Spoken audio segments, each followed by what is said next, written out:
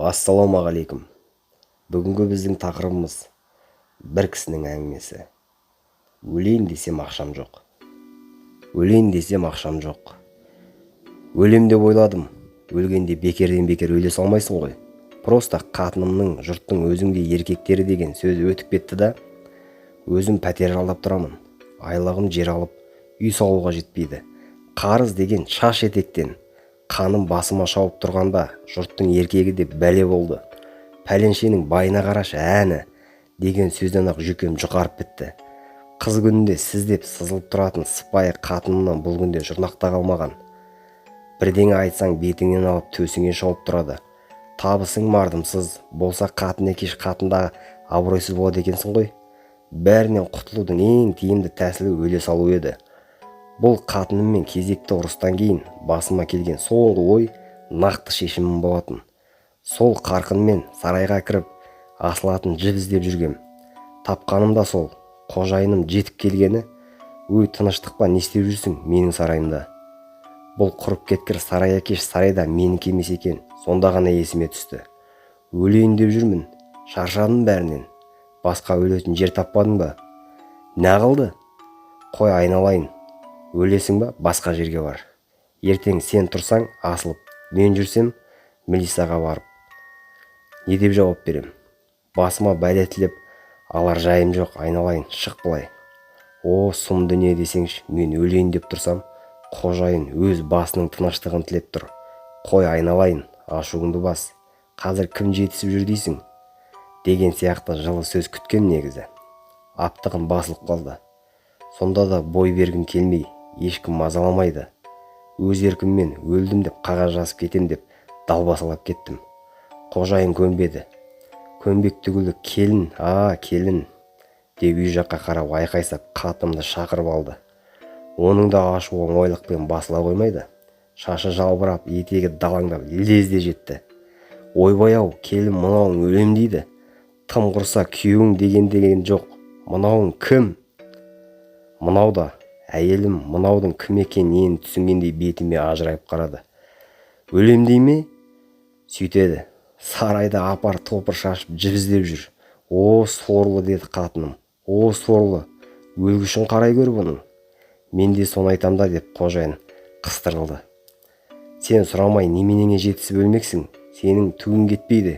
Өлсең де кетесің. Екі ортада мен сорлайым ғой. Өлгенде 9 адам сынып келеді. Біреу жылап келеді. Сенің жетісің, қырқың, бейшембілігің өткізуің менің сорым болады ғой. Қазір 100 күндік деген шыққан деп қожайыны құрғыр тағы қыстырылды, көтке қыстырылған бұл құсап. Соны айт, өлім бардың малын шашады, жоқтың артын шашады деген. Жұма сайын нан пісіріп, аруаққа құран бағыштап, отырмасаң ұятты деп қожайыным үлкен ақыласпен тағы қыстырылды. Әйеліммен бірнеше рет ұрысуым емес, бірақ мақалдатып ұрысқанның бірінші рет көруім. Қожайыным қоштап, ол бастап біраз жерге барды. Сөзінен түсінгенім, өлсем көмусіз қалады екем. Қысқасы менің өлім ол үшін қып-қызыл шығын. Ол шығынымды өтеп алсам болады. Жолымнан қалдырып, етегімнен тартайын деп тұрған ешкім жоқ. Жақсы ит өлігін көрсетпейді деген. Өлесің ба, шығыныңды жауып кет, саған бола тыршынатын жайым жоқ деп қатыным тоқат ерім бірақ айтты. Бір қарағанда оныкі рас еді. Өлуім мен өлем, ол байқұшы жаназама дастархан жасап басыма тас қойып, қой құрсын шығынымды жауып кетейін деп ойладым. Ары-бері ойлап, өзімді көметін спонсор табуым керек деп шештім. Шешкенде бұл мәселеде көмек беретін бір ғана адам, бала күннен бірге өскен досым Асан еді. Ол қазір жеке кәсіпкер, аудандық мәслихаттың депутаты, жағдайы жақсы, қалтасы қалың. Қатыным айтатын жұрттың ертегіге салып ұрып соған бардым. Бауырына бардым ғой, алдына зорға кірдім. Обалы не керек? Жақсы қарсы алды. Хатшы қызға шай алдырды. Шай үстінде жағдайымды, неге келгенімді сұрады. Болары болды, не жасыратыны бар? Өлетінімді айттым. Асан досым ұзақ ойланды. Көзін бір нүктеге қадап, облыс көлеміндегі мәселені шешкелі тұрғандай аңыранды кеп. Менде де үн жоқ. Шайнектегі тегін шайды сораптап отырмын. Әлден уақытта Асан тілге келді. Сені ауылға апарып қоямыз ба, әлде қалада қоямыз ба? Досымның бұл сөзі саған төсекті төргі бөлмеге салайық па, әлде далаға жатасың ба дегендей жайбырақат шықты. Ауылда әке-шешем жатыр. Туған жерім ғой. Дұрыс қой, бірақ менде уақыт тапшы. Өзің білесің. Мейлі онда қалада қала берейін. Екеуміздің әңгімемізді сырттан естіген кісі мені әскери борышын өтеп қайтуға барады екен деп ойлаған шығар. Қалада қалғанда дайындап қойған жерің бар ма еді? Алғашында әзілдеп отыр екен деп ойладым. Ойбай-ау, қалада жерім болса, моланы салғанша үй салмайым ба? Асанға осылай дедім. Сонда сен маған зираттан жер әпер деп отырсың ба? Енді ыңғайына қарай көресің. Ой, айналайын, сен ол жақтан жер алу қанша екенін білесің ба? Сенің өлуің ештеңе емес. Моладан жер алу керек. Одан кейін қатарыңнан кем болмауың үшін басыңа кесене тұрғызу керек. Қысқасы, Асан досым спонсорлықтан бас тартты. Тартқанда түбегейлі емес.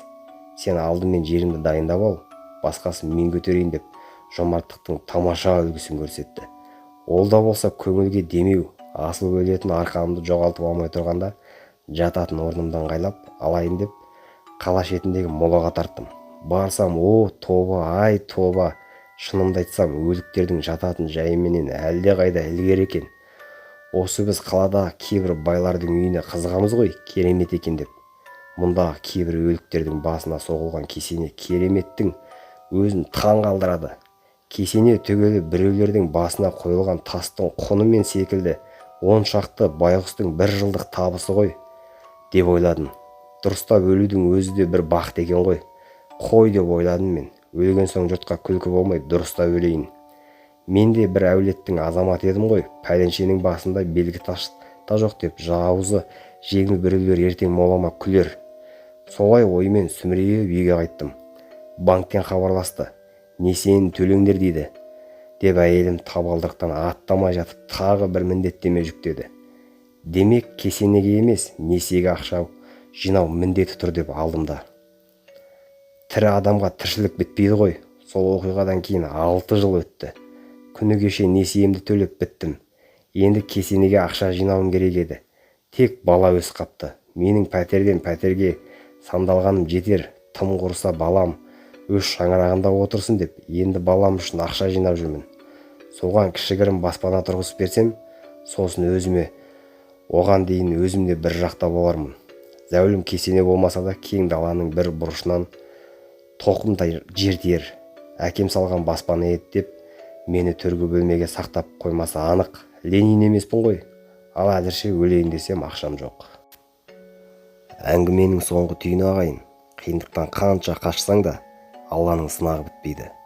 Бұл өмір сынақ, ақырет мәңгілік. Алла бәрімізге сабыр берсін.